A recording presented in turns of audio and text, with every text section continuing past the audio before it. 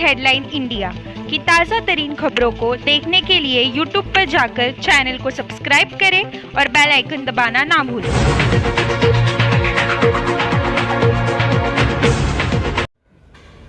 विचित्र परिस्थिती झाली होती आणि आज आपण सर्व या ठिकाणी एकत्र त्याला निमित्त आहे। लोकप्रिय खासदार डॉक्टर श्रीकांत शिंदे यांनी पत्रकार परिषद बोलवले आणि ते निमित्त आहे की या उल्हासनगरमध्ये होणारा विकास त्याची माहिती तुम्हापर्यंत पोहोचली पाहिजे, तुमच्या माध्यमातून सर्व जनतेला कळाली पाहिजे। म्हणून प्रथमतः तुमचं सर्वांचं स्वागत। मी साईं परमानंद जी का हाल ही में देहांत हुआ है, उनकी आज पगड़ियां हैं, तो मैं चाहूंगा कि आज की इस पत्रकार परिषद को 2 मिनट हम लोग खड़े होकर उनकी शांति के लिए, आत्मा की शांति के लिए मौन धारण करें।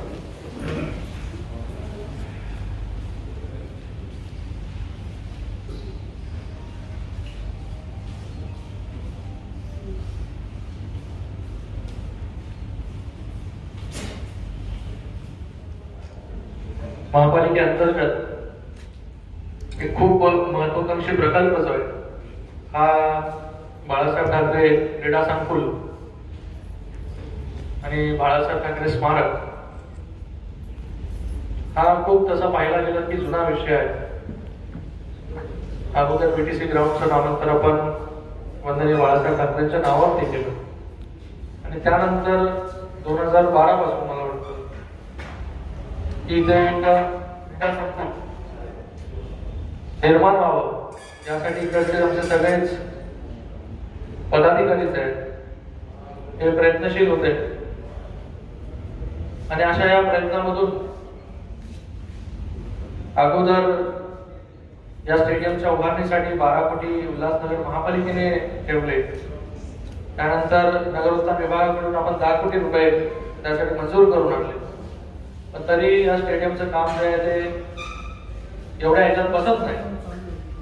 त्याला एक 39 कोटी 50 कोटीचा निधी जो आहे हे तू काहीतरी सायलेंट करणार आहे। 39 कोटी 50 कोटी निधी एवढा मोगम निधी जो आहे तो याच्यासाठी आवश्यक होता, तो हा जो वरचा निधी आहे हा निधी उपलब्ध कसा होणार, हा निधी उपलब्ध कुठून होईल यासाठी आपले सगळे जे पदाधिकारी आहेत यांनी मला सांगितलं की आपल्याला जोपर्यंत हा वरचा निधी मिळत नाही तोपर्यंत असं जर आपण पाहिलं क्रीडा संकुल, हे क्रीडा संकुल बनवू शकत नाही। कारण की हे क्रीडा संकुल मला वाटतं पहिल्यांदाच या उल्हासनगरमध्ये अशा भव्य स्वरूपाचं क्रीडा संकुल आपल्याला बघायला मिळणार आहे।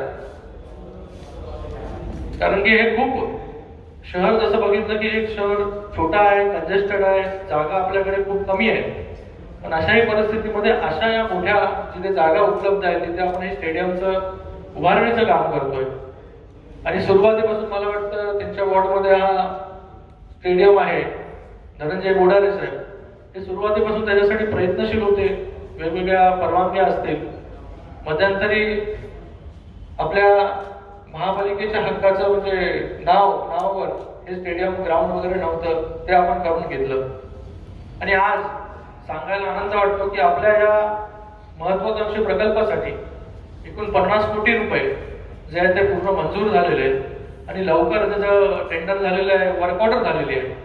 पण आपल्या खूप लोकांना प्रश्न पडला असेल की बाबा याचं काम का नाही सुरू केलं। जर आपण याचं काम अगोदर सुरू केलं असतं तर ते आज आपण चित्र पाहतोय की एक पूर्ण प्लॅनिंग दिवशी आपण करू शकलो नसतो, पार्टमध्ये आपल्याला करायला असं गोष्टी लागल्या असत्या, तर त्या लागू नये। जेव्हा एकदा काम सुरू झालं की ते शेवटपर्यंत गेलं पाहिजे, या अनुषंगाने आपण आज या उल्हासनगरमध्ये वंदनीय बाळासाहेब ठाकरे क्रीडा संकुल आणि स्मारक असं आपण अद्यावत असं इंडोर स्टेडियम असेल, आउटडोर स्टेडियम असेल असं करतोय। तर एक शहराच्या दृष्टीने खूप महत्वाच्या योजना असतात, रस्ते, गटार, पाणी या सगळ्या गोष्टी करत असतो, पण त्याचबरोबर या सगळ्या गोष्टी ज्या आहेत स्पोर्ट्स, एंटरटेनमेंट या सगळ्या गोष्टी आल्या पाहिजे। आज जर आपण पाहिलं की अंबरनाथमध्ये असं आउटडोर आणि इंडोर स्पोर्ट्स स्टेडियमचं काम आज चालू आहे, मोठ्या जोरामध्ये चालू आहे। त्याच्या अगोदर आपण तिथे शूटिंग रेंज केलं, त्यानंतर आता या जिल्ह्याचे पालकमंत्री एकनाथजी शिंदे साहेब उभे, जेव्हा जेव्हा निधीची कमतरता भासली तेव्हा तेव्हा आम्ही त्यांना साकडं घातलं आणि तेव्हा निधी जो आहे आम्हाला या राज्य शासनाकडून मिळाला.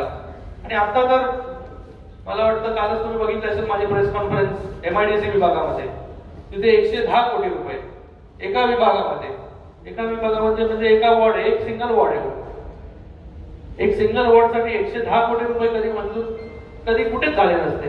ते आपण MIDC आणि MMRDA कडून मंजूर करून घेतलं, कारण की तिकडचे लोक खूप वर्षापासून राहत होते.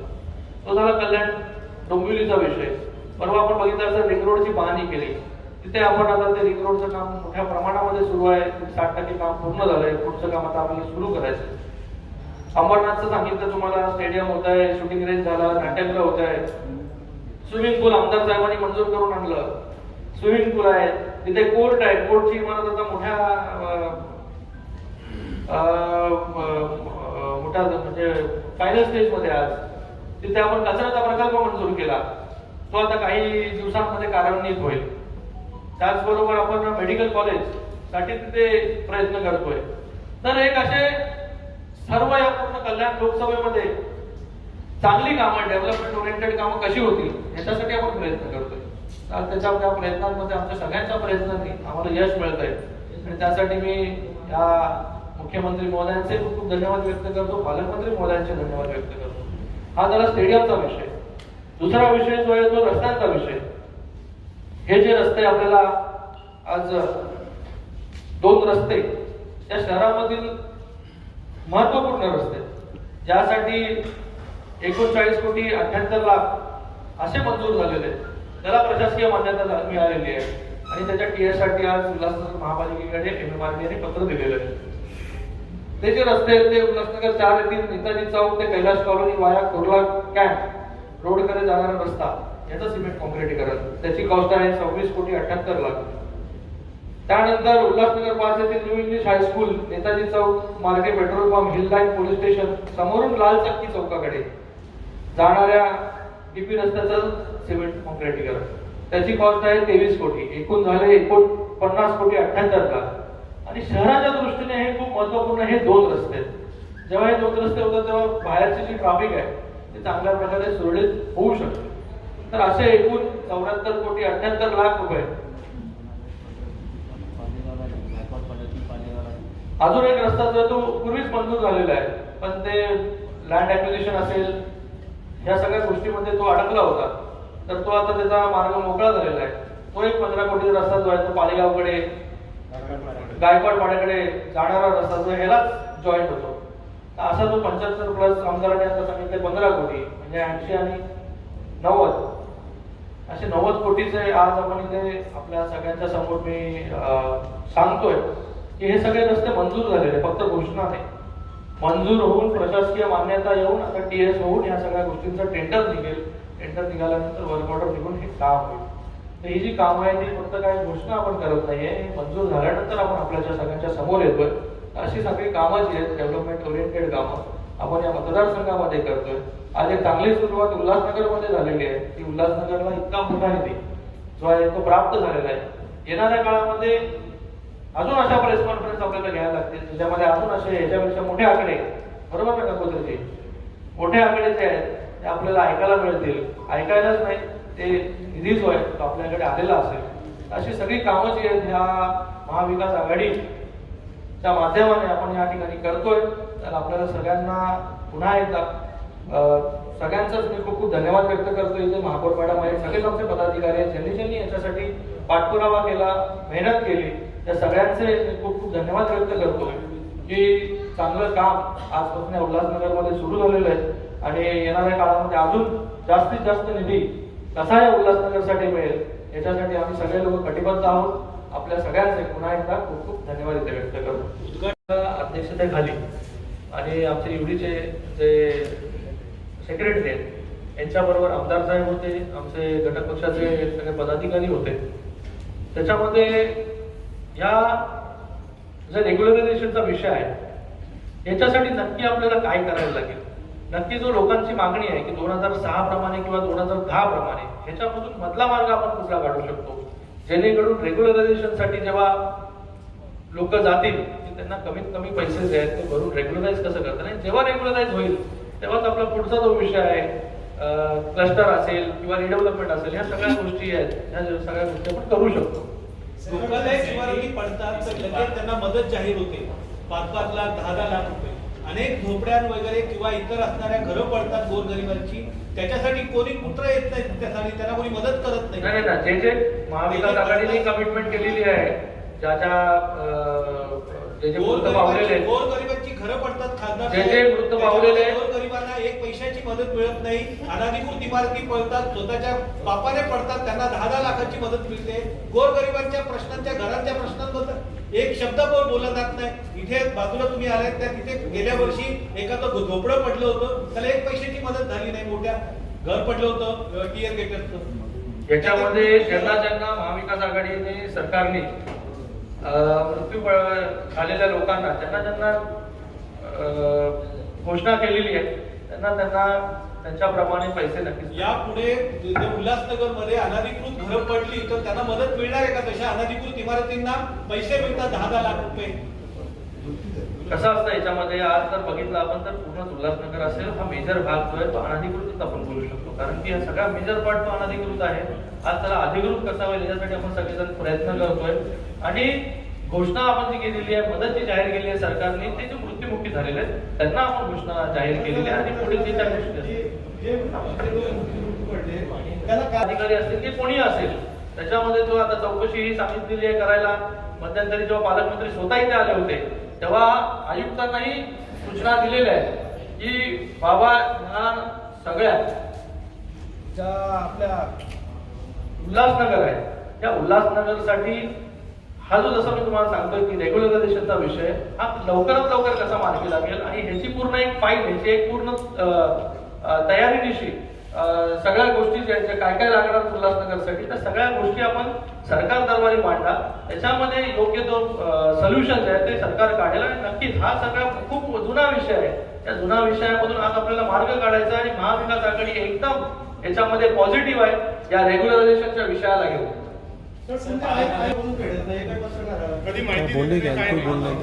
क्रिकेट खेळलं जातं, बॅडमिंटन कोर्ट पण होतं, टर्फ आहे तिथे, फुटबॉलसाठी आहे, व्हॉलीबॉलसाठी आहे.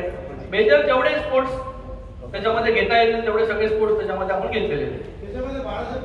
उल्लासनगर 3 और तीसरा इंदिरा गांधी मार्केट, ये तीनों का मालिकाना हक उल्लासनगर महानगर पालिका को हाल ही में मिला.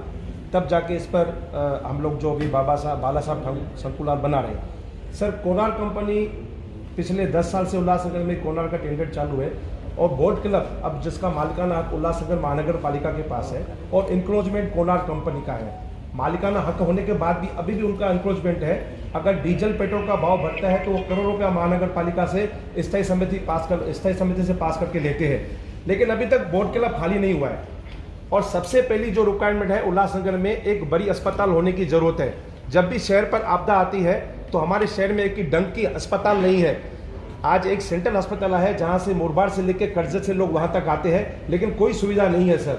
और आप जब चुनाव लड़ रहे थे उस टाइम भी आपने सेंट्रल हॉस्पिटल में एक अस्पताल का उद्घाटन किया था, लेकिन अब तक उल्लासनगर में एक हॉस्पिटल की जरूरत है जो नहीं मिल पा रही है. क्या ये बोट क्लब के यहाँ पर हॉस्पिटल बन पाएगी या इंदिरा गांधी मार्केट के इधर? ESIC हॉस्पिटल जो आहे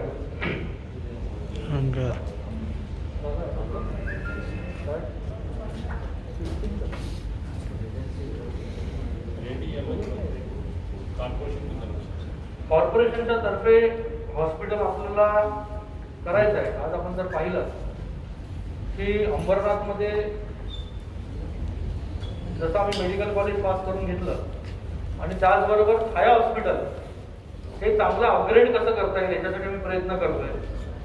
उल्हासनगरमध्ये आपल्याला मध्यंतरी माहिती असेल की ESIC कडून आपल्याला 200 कोटी रुपये मंजूर झाले. ESICचा विषय असा झाला की त्यांना हॉस्पिटल शिफ्ट करून दुसऱ्या इमारतीमध्ये कुठे शिफ्ट करायचं याच्यासाठी ते प्रयत्नशील होते. त्यांना आता एक इमारत मिळालेली आहे, तिथे ते हॉस्पिटल शिफ्ट केलं जाईल आणि तिथे एक सुसज्ज असं हॉस्पिटल जे आहे ते आपल्याला ESICच्या माध्यमाने मिळेल. त्याचंही काम आता वर्क ऑर्डर सेंटर वगैरे सगळं झालेलं आहे. पण जागा मिळत नसल्यामुळे आपण तिथे हॉस्पिटल करू शकलो नाही.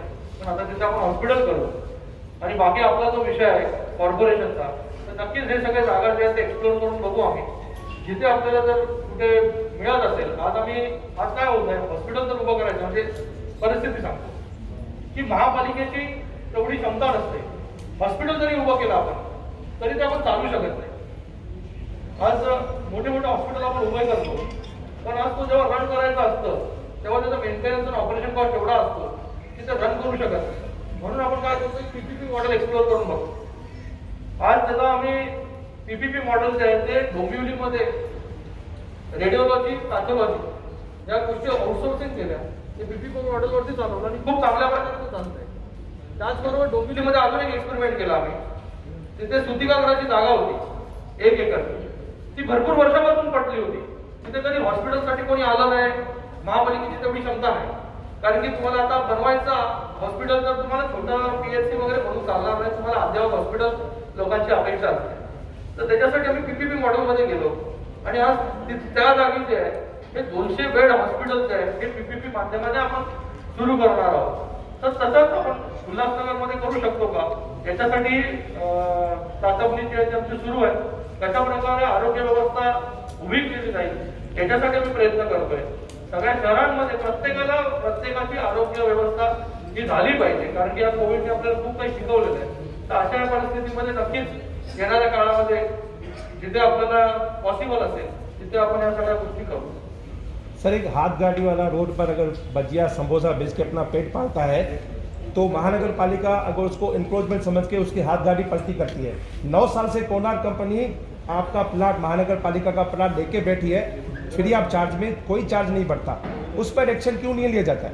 ऐसा है, मैं बताता हूँ, मेरे वार्ड में है, इसके लिए मैं बताता हूँ. कोनार्क कंपनी का कचरे का ठेका उल्लासनगर महानगर पालिका में चल रहा है. उनको गाड़ियां खड़ा करने के लिए जगह देने का टेंडर में वो कंडीशन थी, गाड़ियां खड़ा करने के लिए. तो महापालिका जगह उनको दे रही नहीं, ऐसी कोई जगह अपने पास नहीं है जो उनको दे सकते. इसलिए वो बोट क्लब पे गाड़ियां खड़ा कर रहे. जब उनका टेंडर खत्म हो जाएगा, अभी खत्म होने को आया है, उस वक्त वो टेंडर खत्म हो जाएगा तो वो गाड़ियां हटा के देंगे. हटाने के लिए हम खुद कोशिश करेंगे और वो हटाएंगे.